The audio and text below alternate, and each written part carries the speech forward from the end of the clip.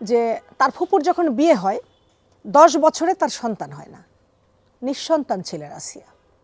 আসিয়া সন্তানের জন্য এমন পাগল ছিলেন যে মানে স্বামীকে কনভিন্স করে সে তার স্বামীকে বিয়ে দেয়, জোর করে বিয়ে দেয়। আল্লাহর কি কাজ, 1 বছরের মধ্যে একটা কন্যা সন্তান হয়। এই কন্যা সন্তান সে যার পেট থেকে হলো তাকে মানুষ করতে দেয়নি, এই আসিয়া নিজে মানুষ করছে। এমনভাবে মানুষ করছে, বড় করছে যে ওই সন্তান বুঝতেও পারেনি যে এটা আমার মা না।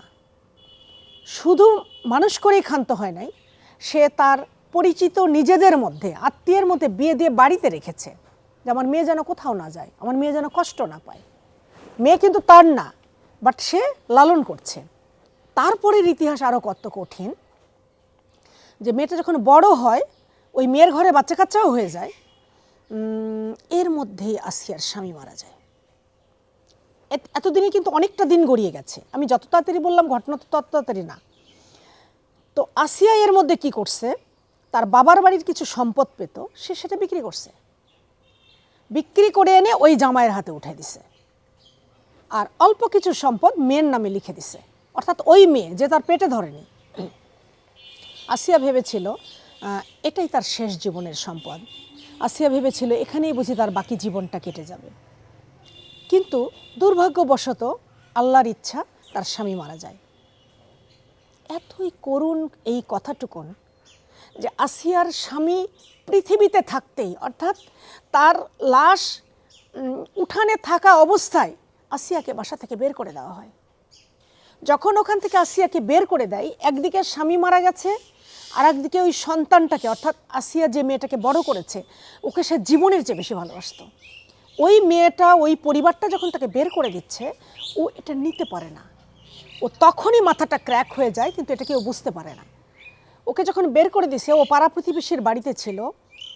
পরে ভাইরা জানতে পেরে, ও আসিয়ার 2টা ভাই ছিল, তারা জানতে পেরে ও আসিয়াকে নিয়ে আসে। কিন্তু যখন নিয়ে আসছে, আসার পরে দেখে যে অসংলগ্ন কথাবার্তা বলছে, আর আসিয়ার মধ্যে নেই। মানে ও যে একটা মানুষ ছিল, ওই মানুষটা থেকে কিন্তু বিতাড়িত হয়ে গেল। সে আর জানে না যে আমি কে। নাম যদি জিজ্ঞেস করে, তোমার নাম কি, কি জানি মা, ভুলে গেছি, ওকে জিজ্ঞেস করতো, কথা বলতো কিন্তু সব। আসিয়া যখন এখানে নিয়ে আসলো, তখন সে হাঁটে, বিড়বিড় করে কথাবার্তা বলে, কথা বলে, গল্প করে না, 1-2টা কথা বলে, কোথায় বাড়ি কোথায় ঘর কেন মা মনে নাই, মানে সে সব ভুলে গেছে।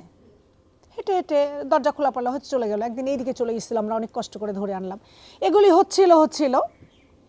তো আমার একটা অভ্যাস আছে যে যারা এরকম হয়, মানসিক ভারসাম্যহীন হয়, তাদের কাছে যেতে মানুষ ভয় পায়। আমি ওদের গোসল করানো, খাওয়ানো, কাজ করানো, এগুলো আমি নিজের হাতেই করি।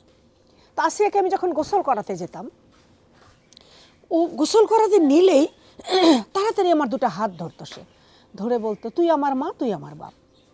তাই আমি বলতাম, তুমি এই কথা কেন বলো, একটু ভালো করে বুঝায় বলো দেখি।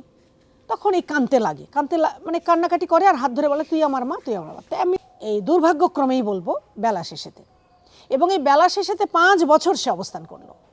এই 5 বছরের মধ্যে তাকে কিন্তু কেউ দেখতে আসলো না, কেউ নিয়েও গেল না। কোথায় নিবে, তার তো কোথাও জায়গা নাই। তার মৃত্যুশয্যায় শুধু আমরা ছিলাম, বেলা শেষে এবং বেলা শেষের পরিবার। তার মৃত্যুশয্যায় তার মেয়ে ছিল না, তার স্বামী ছিল না, তার ভাই ভাস্তা ছিল না, তার ছেলে মেয়ে, তার আত্মীয় স্বজন, পরিবারবর্গ কেউ ছিল না।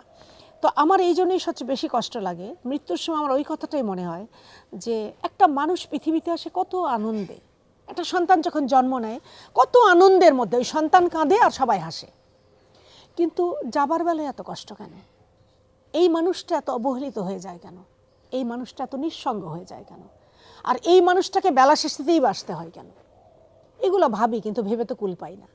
সবশেষে আমরা আসিয়াকে, আমি নিজেই করি কাজটা, তাকে গোসল করালাম, তাকে কাফন পরালাম, তাকে সব কিছু রেডি করে তার ভাস্তাকে শুধু একটা কথাই বললাম, রাত্রেবেলা মারা গেল তখনই বলেছি যে বাবা, সে পাগল ছিল বাড়ি যাওয়ার জন্য, আমি বাড়ি যাব, তোমরা একটু বাড়ি নিয়ে যাও তাকে, তার শেষ বাড়িটা তোমার বাড়িতে হোক।